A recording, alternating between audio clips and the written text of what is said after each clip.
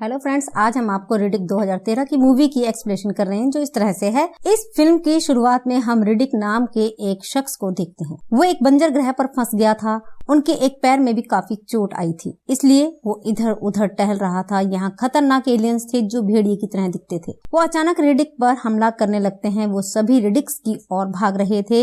वो अपनी जान बचाने के लिए पानी के गड्ढे में छिप गया। वो अपनी सांस रोक रहा था। वो उनके जाने का इंतजार कर रहा था। जब वो चले जाते हैं तो पानी से बाहर आता है। अचानक भेड़ियों में से एक ने उस पर हमला कर दिया जो वहां मौजूद था। रिडिक अपनी जान बचाने के लिए धातु का एक टुकड़ा दूर फेंक देता है और भेड़िया उसे लेने के लिए उसकी ओर दौड़ता है। उसके बाद रिडिक एक गुफा में जाता है जहाँ वो थोड़ा आराम करता है और अपनी चोट के बारे में सोचता है। अब वो क्या करे।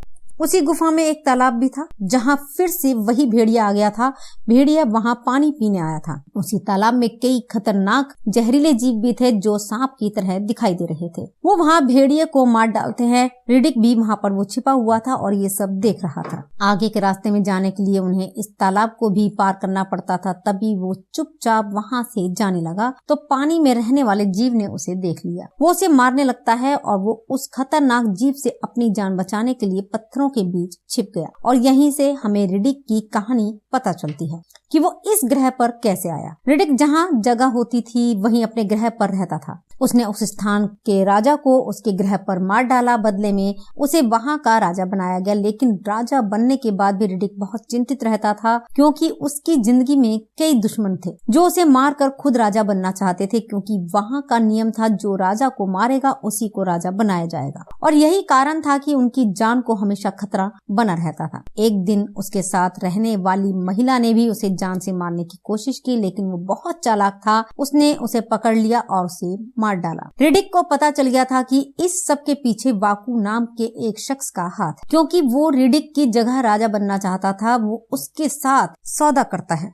वो कहता है कि अगर तुम मुझे फुरिया ग्रह नामक जगह का रास्ता बताओगे तो मैं तुम्हें अपने यहाँ के राजा बना दूंगा। दरअसल उस जगह का नक्शा खत्म हो चुका था, लेकिन अब केवल बकू ही उसका रास्ता जानता था। वो रिडिक की बातों से सहमत होता है और रिडिक को अपने खास लोगों के साथ फुरिया ग्रह भेजता है। लेकिन जब वो वहाँ पहुँचता है तो उसे थोड़ी देर बाद पता चलता है कि ये फुरिया ग्रह नहीं बल्कि एक बंजर ग्रह है और यहाँ किसी इंसान का कोई निशान नहीं है। वह समझ गया कि ये वाकू का जाल मात्र है। उसने रिडिक को मारने के लिए अपने साथियों को यहाँ भेजा था। सभी साथी उस पर हमला करते हैं और वो उनके साथ मारपीट भी कर रहा था और लड़ते लड़ते वो पहाड़ से नीचे गिर जाता है। अब वाकू के सभी साथी सोचते हैं कि रिडिक मर चुका है। इसके बाद वो सभी उस ग्रह को छोड़ देते हैं। तो ये थी रिडिक की कहानी कि वो इस ग्रह पर कैसे आया। अब देखते हैं कि रिडिक जो अभी तक इस ग्रह पर था वो तालाब का पानी पीता था और खाने के लिए मछलियां पकड़ता था। वो यहाँ नहीं रहना चाहता था, इसलिए उसे बढ़ते रहना पड़ा।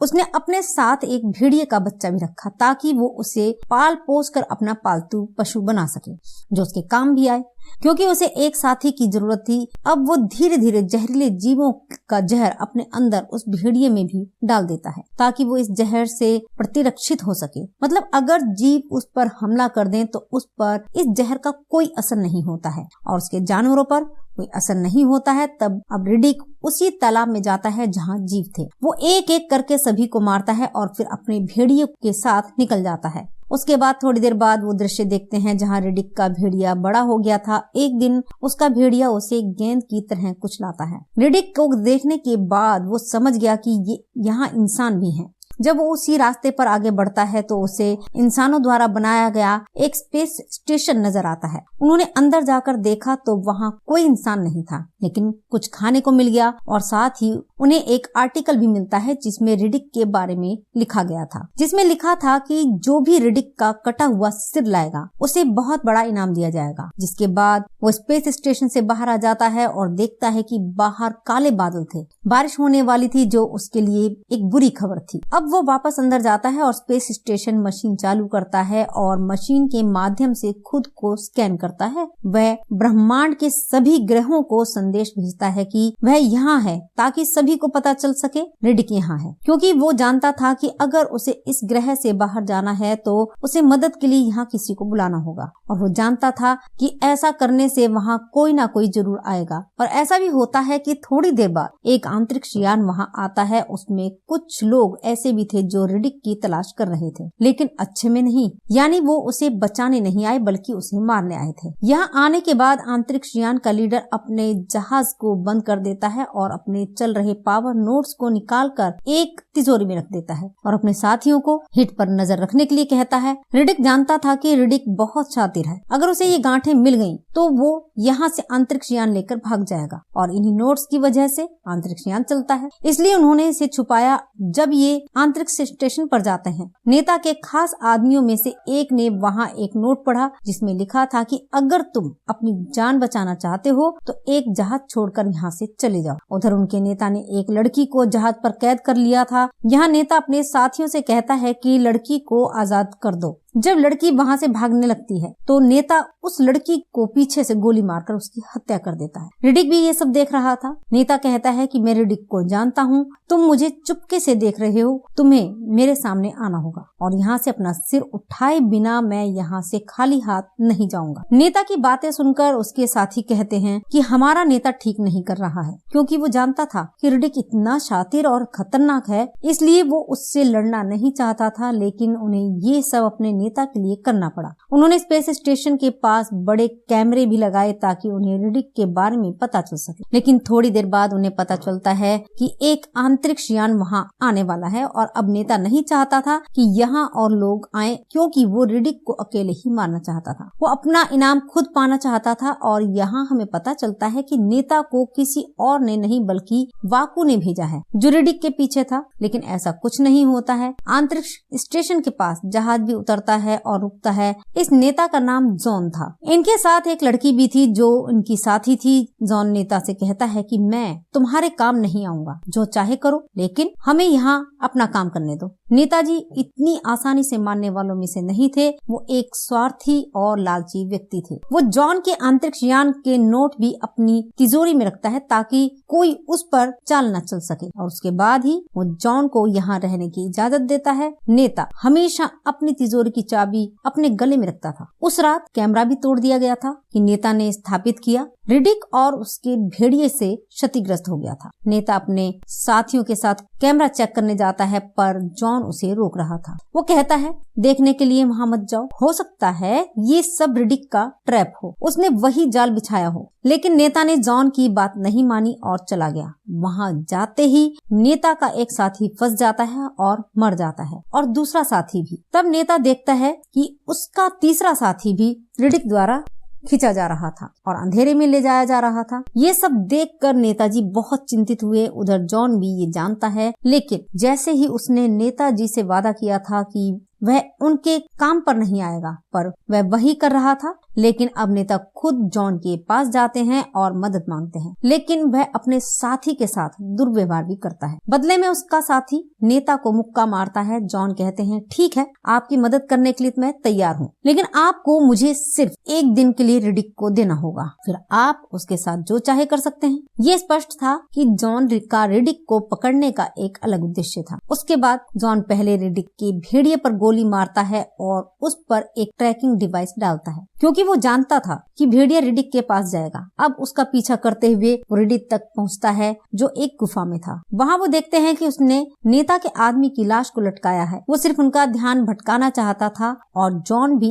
इस बात को समझ चुके थे। ये लोग यहाँ थे तो वही रिडिक वहाँ के स्पेस स्टेशन पहुँच गए थे। अब वो जल्दी से वहाँ आते हैं, लेकिन वहाँ भी उन्हें रिडिक नहीं मिलता। वो समझ गए कि जिस तिजोरी में बिजली की गांठें रखी हुई हैं, उसी ने चोरी की होगी। लेकिन नेता इस बात को मानने को तैयार नहीं थे। वो कहते हैं कि हमेशा चाबी मेरे गले में ही रहती थी, तो ऐसा कैसे हो सकता है। अब वो डरते डरते तिजोरी खोलकर जांच करता है, लेकिन साथ ही उन्हें ये भी लगा कि शायद रिडिक ने इसमें कोई बम छोड़ा है। लेकिन जब नेता ने तिजोरी खोली तो उसमें सभी पावर नोट थे, लेकिन इस बार उन्होंने इसे खुला छोड़ दिया है और ऊपर से रिडिक आता है और उन्हें चुरा कर जमीन के नीचे छुपा देता है। जब जॉन को इस बारे में पता चलता है तो उन्हें बहुत गुस्सा आता है। अब वो रेडियो द्वारा दूसरे जहाज को बुलाने के लिए कहते हैं, लेकिन खराब मौसम के कारण वो इस बारे में बात नहीं कर सका। लेकिन थोड़ी देर बाद रिडिक खुद उनके सामने आ जाता है, जिसने अपने हथियार फेंक दिए थे। वो उनके पास आता है और कहता है कि मुझे एक स्पेसशिप दे दो और पावर नोड ले लो, यहाँ आपके पास थोड़ा सा ही समय है क्योंकि बारिश होने वाली है। इतना कहकर रिडिक वहाँ से चला जाता है। अब रिडिक वहाँ से जा रहा होता है तो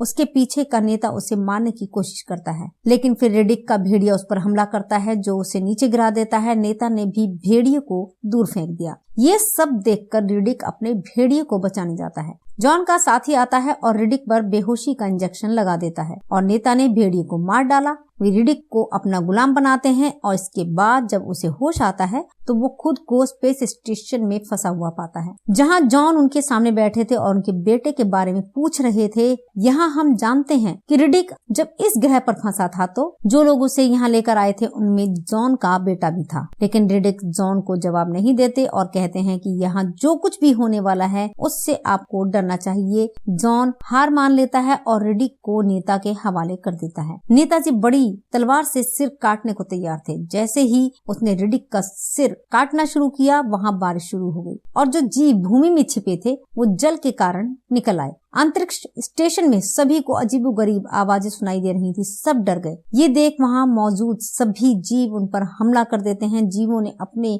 2 साथियों को मार डाला है। ये सब देखकर जॉन समझ गए कि रिडिक उन्हें बचा सकता है क्योंकि उसके पास नोट है जिनसे जहाज चलेगा। वह रिडिक को ओपनिंग करने वाले थे, लेकिन तभी नेता वहाँ आ जाते हैं। कौन उन्हें रोक रहा था? लेकिन इसी बीच जॉन के पैर में जंजीर खुल गई थी। फिर रिडिक नेता को मारने के लिए इसका इस्तेमाल करता है और जॉन से सौदा करता है कि मैं आपको नोट दूंगा, लेकिन बदले में आपको मुझे जहाज देना होगा। जॉन ने भी उनकी सारी बातें मान ली थी। अब दोनों बाइक लेकर उस जगह पर जाते हैं जहां रिडिक ने नोट छिपाए थे, लेकिन रास्ते में जॉन की बाइक खराब हो जाती है। अब वो रिडिक के साथ बैठता है। वो दोनों उस जगह पहुंचते हैं जहां बिजली के नोट थे। रिडिक उन्हें हटाते हुए कहता है, जॉन, मैंने तुम्हारे बेटे को नहीं मारा, बल्कि वो अपनी जान बचाने के लिए इतने सारे लोगों को मारना चाहता था। वो खुद मरा है, उसे किसी ने नहीं मारा है। वह ये बातें कह ही रहा था कि अचानक नेता के साथी ने उस पर हमला कर दिया। रिडिक ने उस शख्स को मारा था। उस साथी ने उनकी बाइक को भी क्षतिग्रस्त कर दिया था। उन्हें पैदल ही अंतरिक्ष स्टेशन तक जाना था।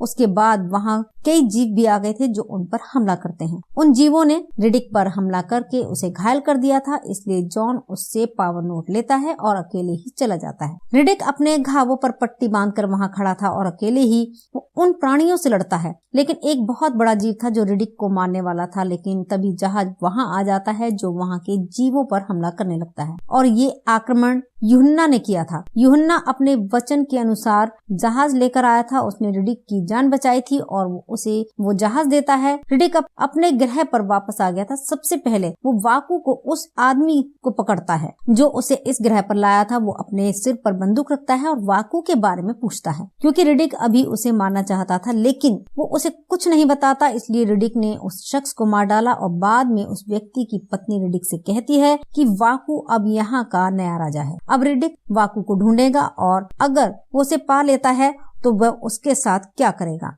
इसी के साथ ही मूवी ही समाप्त होती है। हम फिर मिलेंगे आपसे अगले वीडियो में। तब तक के लिए नमस्कार, धन्यवाद।